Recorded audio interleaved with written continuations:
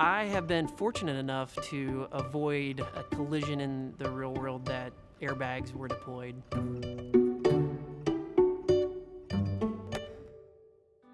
We're always looking for continuous improvement, and through our field data analysis, we recognize that there's an opportunity to have a restraint system that can better handle load cases that are more omnidirectional.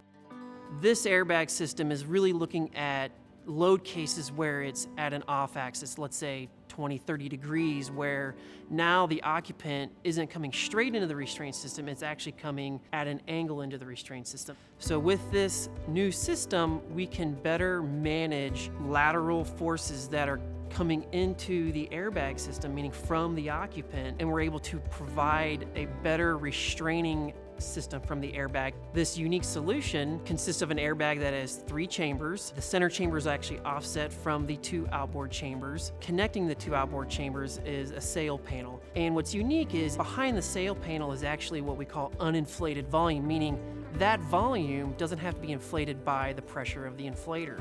And what that enables us to do is keep the inflation pressures low or similar to the current technology, so we're not more aggressively deploying the airbag, which keeps our risk of injury from a deploying airbag low. Additionally, when we can use this uninflated volume, we can actually bring the restraining surface closer to the occupant, and we can begin that energy management much earlier in the event, resulting in lower probability of injuries.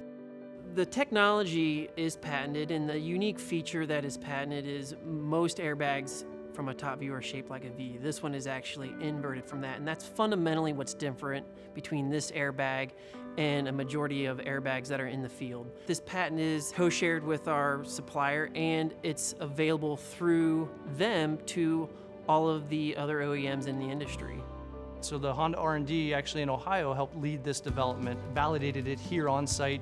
We're able to use our new advanced dummies. We're able to use our impact simulator or our sled room to validate that design. And then finally our crash barrier to make sure that it was ready for mass production.